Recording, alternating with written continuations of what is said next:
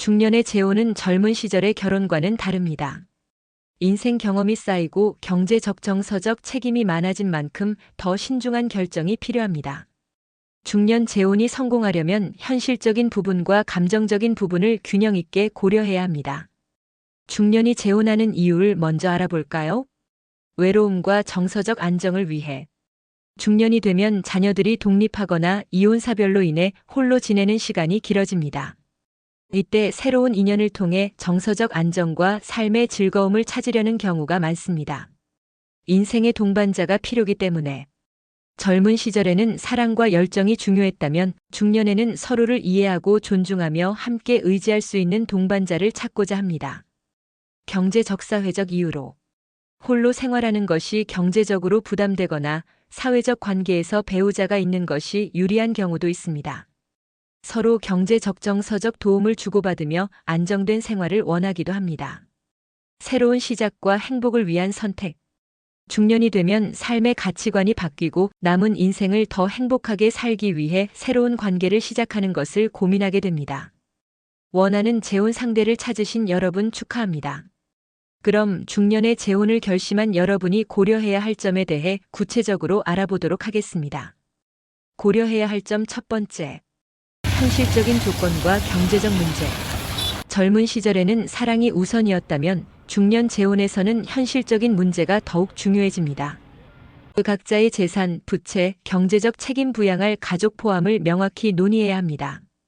경제적 가치관, 소비 습관, 은퇴 계획, 재산 분배 등이 잘 맞는지 확인해야 합니다. 혼인 신고 여부와 법적 문제유산 상속, 재산권 등도 미리 점검해 보아야 합니다. 두 번째 고려해야 할 점. 자녀와 가족 관계. 중년 재혼의 가장 큰 난관 중 하나는 자녀 및 가족의 반응입니다. 자녀들이 성인이 되었더라도 부모의 재혼을 쉽게 받아들이지 못할 가능성이 큽니다. 서로의 자녀와 관계를 어떻게 형성할 것인지 충분한 대화가 필요합니다. 재혼 후 양가 가족 모임, 명절, 생활 방식 등에 대한 조율이 필요합니다. 여기서 포인트. 자녀에게 서두르지 않고 충분한 시간을 두고 자연스럽게 관계를 형성하는 것이 중요합니다. 고려해야 할 점 세 번째. 서로의 건강 상태와 생활 습관. 중년 이후에는 건강이 중요한 변수가 됩니다. 상대방의 건강 상태, 만성 질환 여부, 운동 습관 등을 반드시 확인해 볼 필요가 있습니다. 생활 습관이 비슷한 지식 습관, 수면 패턴, 취미 등도 고려해 보아야 합니다.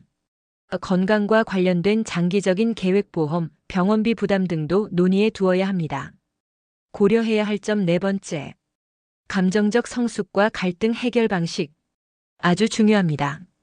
중년 재혼은 젊은 시절의 감정적인 사랑과는 다르게 성숙한 관계 형성이 중요합니다. 서로의 이전 결혼 경험을 존중하며 상처를 건드리지 않기. 다툼이 생겼을 때 해결하는 방식이 비슷한지 확인. 서로를 변화시키려 하기보다 있는 그대로 존중할 수 있는지가 중요. 여기서 포인트. 젊은 시절처럼 감정적으로 휘둘리기보다 상대의 가치관과 인생관을 존중하는 것이 행복한 재혼의 핵심입니다. 고려해야 할 점 다섯 번째. 사회적 관계와 주변의 시선. 주변 사람들에게 재혼 사실을 어떻게 알릴지 신중하게 함께 고민해 봅니다. 친구, 직장 동료, 친척과의 관계 조율이 필요하게 될 수도 있습니다. 사회적인 편견이나 가족의 반대에 대해 단단한 마음가짐을 가져야 할 수도 있습니다. 중년 재혼, 행복한 선택이 되려면 어떻게 해야 할까요? 현실적인 문제, 경제, 건강, 자녀 관계를 충분히 고려할 것.